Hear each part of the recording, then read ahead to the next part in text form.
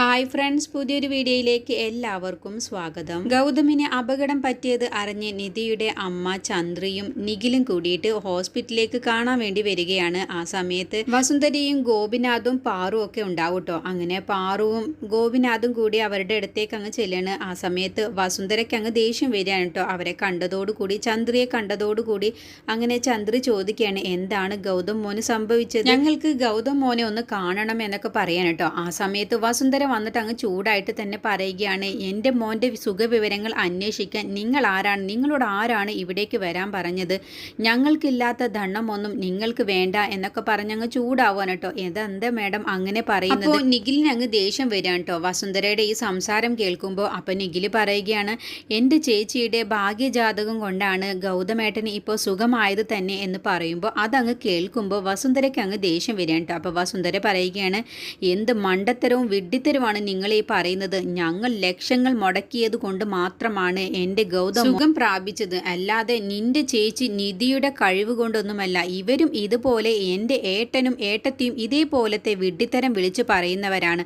അതുകൊണ്ട് നിങ്ങൾ ഇവിടെ നിൽക്കുന്നത് എനിക്ക് തീരെ ഇഷ്ടമുള്ള കാര്യമല്ല. അതുകൊണ്ട് മര്യാദയ്ക്ക് ഇവിടെ നിന്നും ഇറങ്ങിപ്പോയിക്കോ എന്നങ്ങ് പറഞ്ഞ് മോശമായിട്ട് തന്നെ സംസാരിക്കാൻ കേട്ടോ.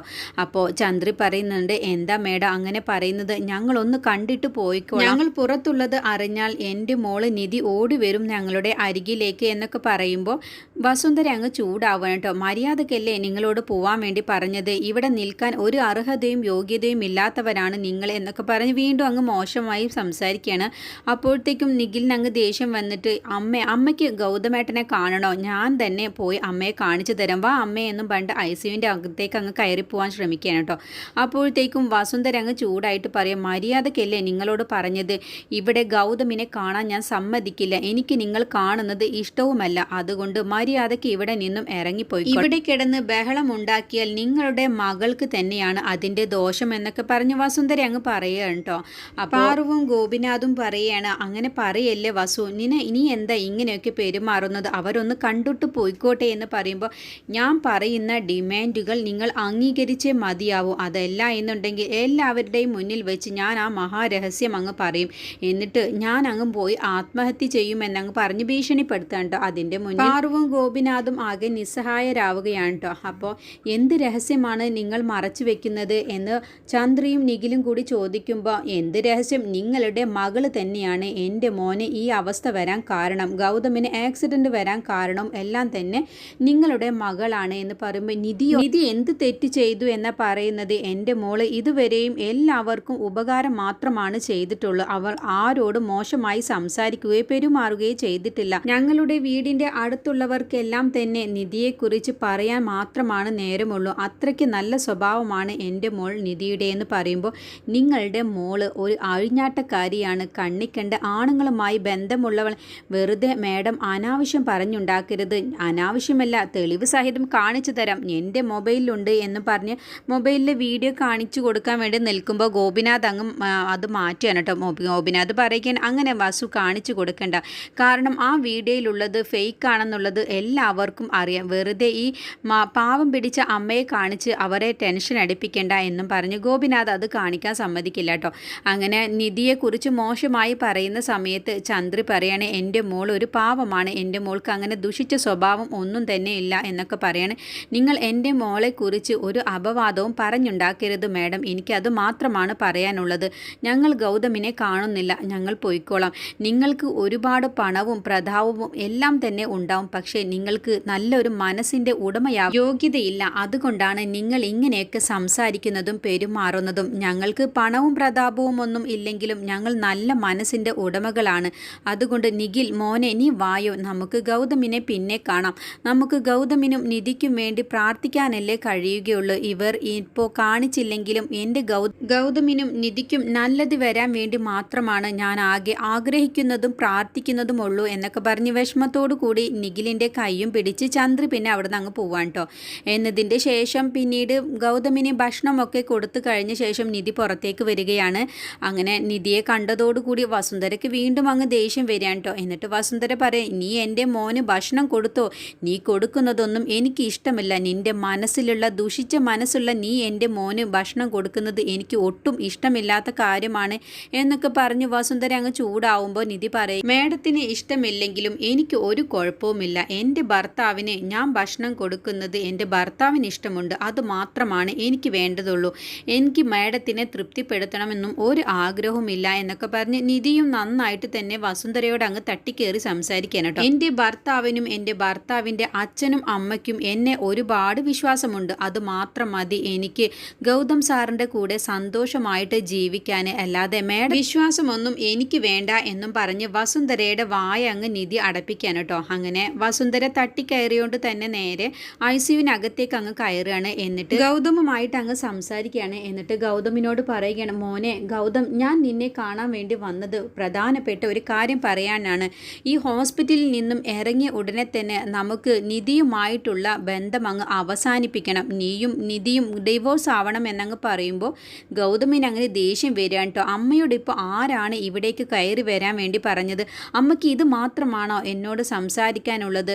എനിക്ക് കേൾക്കണ്ട എന്നും പറഞ്ഞ് ഗൗതം അങ്ങ് ദേഷ്യപ്പെട്ടുകൊണ്ട് തന്നെ അവിടെ ഗൗതമിൻ്റെ തൊട്ടരികിൽ ഇരിക്കുന്ന ഒരു സ്റ്റാൻഡ്, ഗ്ലൂക്കോസ് വെച്ചിരിക്കുന്ന ഒരു സ്റ്റാൻഡ് ഉണ്ടാവും കേട്ടോ, അതങ്ങ് തട്ടിയിടുകയാണ്. ദേഷ്യത്തോട് കൂടിയിട്ട് അങ്ങ് തട്ടിയിടാൻ കേട്ടോ. വസുന്ധരയെ അടിക്കാൻ കഴിയില്ല, ആ ദേഷ്യം ആ സ്റ്റാൻഡിനോട് അങ്ങ് ഗൗതം തീർക്കാൻ കേട്ടോ. അങ്ങനെ ആ തട്ടിയിട്ടപ്പോൾ വസുന്ധര തന്നെ അങ്ങ് ഞെട്ടിപ്പോവാൻ കേട്ടോ. ഗൗതം ഇത്രയ്ക്ക് ദേഷ്യത്തോടു കൂടി പെരുമാറുന്നത് കാണുമ്പോൾ അങ്ങനെ വസുന്ധര ആ സ്റ്റാൻഡ് അങ്ങ് എടുത്ത് വെക്കുകയാണ്. എന്നിട്ട്, എന്താ മോനെ ഞാൻ പറയുന്നത് എന്താണെന്ന് നീ മനസ്സിലാക്ക്. അവളെപ്പോലെ ഒരു വൃത്തികെട്ടവളെ എന്തിനാണ് എൻ്റെ മോൻ ചുമക്കുന്നത്? അവളുടെ ആ വീഡിയോ കണ്ടതു മുതൽ എനിക്ക് അവളോട് ദേഷ്യം ഇരട്ടി വരികയാണ്. ഞാൻ നിൻ്റെ നല്ലതിന് വേണ്ടിയിട്ടല്ലേ ഗൗതം ഞാൻ നിന്നോട് പറയുന്നത് എന്നൊക്കെ പറയട്ടോ. അപ്പോൾ ഗൗതം പറയുകയാണ്, അമ്മ എന്ത് തന്നെ പറഞ്ഞാലും എൻ്റെ നിധിയെ എനിക്ക് ഒരിക്കലും അവിശ്വസിക്കാൻ കഴിയില്ല. എൻ്റെ നിധിയെ എനിക്ക് അത്രയ്ക്ക് വിശ്വാസമാണ്. ഞാൻ എൻ്റെ നിധിയെ കൈപിടിച്ച് വീട്ടിലേക്ക് കൊണ്ടുവന്നത് അവളെ ഞാൻ പൊന്നുപോലെ സംരക്ഷിക്കാം എന്നുള്ള വാക്കോട് കൂടി തന്നെയാണ്. അതുകൊണ്ട് അമ്മ കണ്ട വീഡിയോ ഒന്നും തന്നെ ഞാൻ വിശ്വസിച്ചിട്ടില്ല. അങ്ങനെ ഒരു വീഡിയോ ഉണ്ടാക്കാനൊന്നും ഇന്നത്തെ കാലത്ത് ആർക്ക് വേണമെങ്കിലും കഴിയും. അതുകൊണ്ട് അമ്മയ്ക്ക് തന്നെ ചിന്തിച്ചൂടെ, ഇന്നത്തെ ടെക്നോളജി പ്രകാരം എന്ത് വേണമെങ്കിലും ഇന്ന് ഉണ്ടാക്കാൻ കഴിയുന്നതാണെന്ന്. അതുകൊണ്ട് നിധിയെക്കുറിച്ച് അമ്മ ഒരിക്കലും അങ്ങനെ തെറ്റിദ്ധരിക്കേണ്ട. നിധി അത്തരത്തിലുള്ള ഒരു പെൺകുട്ടിയല്ല, എനിക്ക് വിശ്വാസമാണ് എൻ്റെ നിധിയെ എന്നും പറഞ്ഞ് ഗൗതം തീർത്ത് വസുന്ധരയുടെ മുഖത്ത് നോക്കി തന്നെ അങ്ങനെയാണ് പറയാൻ കേട്ടോ. അത് കേൾക്കുമ്പോൾ വസുന്ധരയ്ക്ക് അങ്ങ് ദേഷ്യം വരാൻ കേട്ടോ. ഇവന് എന്ത് തന്നെ വീഡിയോ കണ്ടാലും ഇവനക്ക് നിധിയുമായിട്ടുള്ള ഒരു സംശയവും വരുന്നില്ലല്ലോ എന്നുള്ള ചിന്തയോടുകൂടി വസുന്ധര നിൽക്കാൻ കേട്ടോ. ആ സമയത്താണ് അവിടേക്ക് ഡോക്ടറും നേഴ്സും കൂടി അങ്ങ് വരികയാണ്. എന്നിട്ട്, എങ്ങനെയുണ്ട് ഗൗതം എന്നൊക്കെ ചോദിച്ചറിയുമ്പോൾ, എനിക്കിപ്പോൾ നല്ല മാറ്റമുണ്ട്, എനിക്ക് എത്രയും പെട്ടെന്ന് ഈ ഹോസ്പിറ്റലിൽ നിന്നും വീട്ടിലേക്ക് പോകാം, അതിന് ഡോക്ടർ എന്നെ ഒന്ന് സഹായിക്കണം എന്നൊക്കെ അങ്ങ് പറയാൻ കേട്ടോ. അങ്ങനെ ഗൗതമിനെ പരിശോധിക്കുന്ന ഡോക്ടർ പറയാണ്, ഇപ്പോൾ ഗൗതമിന് നല്ല മാറ്റമുണ്ട്.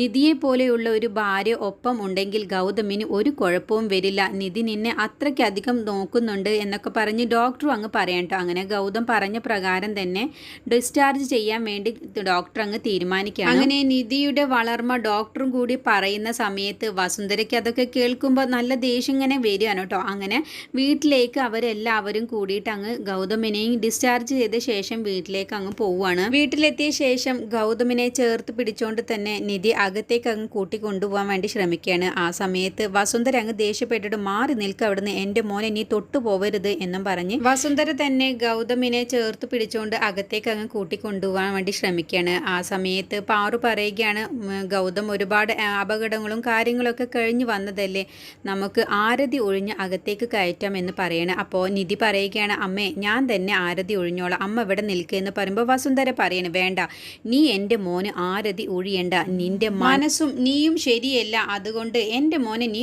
ആരതി ഒഴിയണ്ട എന്ന് ഗൗതം പറയുകയാണ്. അത് വേണ്ട അമ്മേ, എന്തിനാണ് അമ്മ എപ്പോഴും നിധിയെക്കുറിച്ച് ഇങ്ങനെയൊക്കെ പറയുന്നത്? നിധി ഒരു തെറ്റും ചെയ്തിട്ടില്ല എന്നുള്ളത് എനിക്കറിയാം, അതുകൊണ്ട് നിധി തന്നെ എനിക്ക് ആരതി ഒഴിഞ്ഞാൽ മതി എന്നും പറഞ്ഞ് നിധിയെ അകത്തേക്ക് പറഞ്ഞയക്കാണ്. അങ്ങനെ നിധി ആരതി തട്ടുമായിട്ട് വരികയാണ് കേട്ടോ, പുറത്തേക്ക് വരികയാണ്. ആ സമയത്ത് നിധി പാറുവിനോട് പറയാണ്, അമ്മ തന്നെ ഗൗതം സാറിന് ആരതി ഒഴിഞ്ഞാൽ മതി, ഗൗതം സാറിന് നല്ലത് വരണം എന്ന് ആഗ്രഹിക്കുന്ന ആള് അമ്മയാണ്, അതുകൊണ്ട് അമ്മ തന്നെ ഗൗതം സാറിന് ആരതി ഒഴിഞ്ഞോ എന്നും പറഞ്ഞ് പാറുവിനെ കൊണ്ട് തന്നെ ആരതി ഒഴിപ്പിക്കാൻ കേട്ടോ.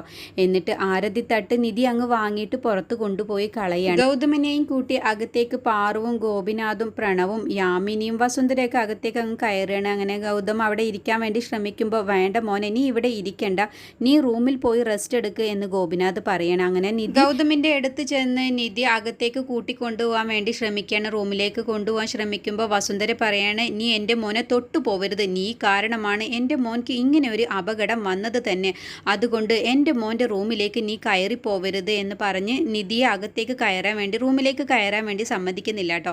അങ്ങനെ അമ്മേ, എന്താ അമ്മ ഇങ്ങനെയൊക്കെ പറയുന്നത്, നീ ഒരക്ഷരം മിണ്ടരുത് ഗൗതം, നീ വാ എന്നും പറഞ്ഞ് വസുന്ധരയാണ് കേട്ടോ ഗൗതമിനെ റൂമിലേക്ക് കൊണ്ടുപോയി ഇരുത്തുന്നത്. അങ്ങനെ വസുന്ധര തിരിച്ചു പോരുകയാണ്. ഞാൻ നിനക്ക് എത്രയും പെട്ടെന്ന് ഭക്ഷണമൊക്കെ എടുത്തുകൊണ്ട് വരാം, ഞാൻ നിനക്ക് തരാം എന്നും പറഞ്ഞിട്ടാണ് കേട്ടോ വസുന്ധര പുറത്തേക്ക് ഇറങ്ങുന്ന സമയത്ത് ഗൗതം പറയുകയാണ്, അമ്മയോട് എനിക്കൊരു റിക്വസ്റ്റ് ഉണ്ട്, ഇങ്ങനെ നിധിയെ ഇങ്ങനെ വല്ലാതെ അങ്ങ് പറയരുത്, നിധി ഒരു പാവമാണ്, അമ്മയ്ക്കത് മനസ്സിലാവാഞ്ഞിട്ടാണ് എന്നൊക്കെ പറഞ്ഞ് ഗൗതം പറയുമ്പോൾ, നിന്നോടല്ലേ പറഞ്ഞത് നീ സംസാരിക്കരുതെന്ന്, നീ ഇപ്പോൾ റെസ്റ്റ് എടുക്കേണ്ട സമയമാണ്, നിന്നെ പരിചരിക്കാനൊക്കെ ഈ അമ്മയ്ക്കറിയാം, അതുകൊണ്ട് ഞാൻ തന്നെ നിനക്ക് ഭക്ഷണവുമായിട്ട് വരാമെന്നും വസുന്ധര കിച്ചണിലേക്ക് പോകാൻ വേണ്ടി നിൽക്കാൻ കേട്ടോ. ആ സമയത്ത് പാറുവും നിധിയും കൂടി കിച്ചണിൽ ഇങ്ങനെ വിഷമിച്ചുകൊണ്ട് അങ്ങോട്ടും ഇങ്ങോട്ടും സംസാരിക്കുകയാണ്. അപ്പോൾ നിധി ഇങ്ങനെ കരയാണ് കേട്ടോ. അപ്പോൾ പാറു പറയുന്നുണ്ട്, നീ വസുന്ധരയുടെ വാക്കുകൾ കേട്ട് ഇങ്ങനെ കരയേണ്ട, നിന്റെ ഭാഗത്ത് ഒരു തെറ്റുമില്ല എന്നുള്ളത് ഞങ്ങൾക്കറിയാം, വസുവിന് അങ്ങനെയൊക്കെ പറയുന്ന സ്വഭാവമാണ്, നീ തന്നെ ഗൗതമിനെ പരിചരിക്കുകയും നീ ഗൗതമിന് ഭക്ഷണം എടുത്തുകൊണ്ട് ചെല്ല്,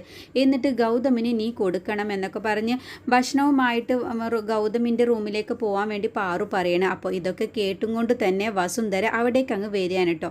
എന്നിട്ട് വസുന്ധര അങ്ങ് ചൂടാവണേ, എന്താണ് ഏട്ടത്തി ഈ നിധിയോട് പറഞ്ഞു കൊടുക്കുന്നത്, എൻ്റെ മോൻ ഗൗതമിനെ ഇനി മുതൽ ഇവൾ നോക്കേണ്ട, ഇവളെക്കുറിച്ചുള്ള ധാരണ ഇനിയെങ്കിലും ഏട്ടത്തി ഒന്ന് മാറ്റിക്കോ, ഇവൾ ഒരുപാട് കള്ളത്തരങ്ങൾ ചെയ്തു കൂട്ടിയിട്ടാണ് ഇവിടേക്ക് വന്ന് കയറിയത്, നമ്മുടെ ഗൗതമിൻ്റെ ജീവിതം തകർക്കാൻ തന്നെ ആ മിഥുനുമായിട്ടുള്ള വീഡിയോ നമ്മൾ എല്ലാവരും കണ്ടതല്ലേ എന്നൊക്കെ പറഞ്ഞ് വീണ്ടും വസുന്ധര നിധിയെക്കുറിച്ച് പറയുമ്പോൾ നിധിക്ക് അങ്ങ് ദേഷ്യം വരികയാണ് കേട്ടോ. മതി, ഒന്ന് നിർത്തുന്നുണ്ടോ എന്നും പറഞ്ഞ് നിധി അങ്ങ് ചൂടായിട്ട് തന്നെ വസുന്ധരയോട് സംസാരിക്കാൻ ഒരുങ്ങാണ്.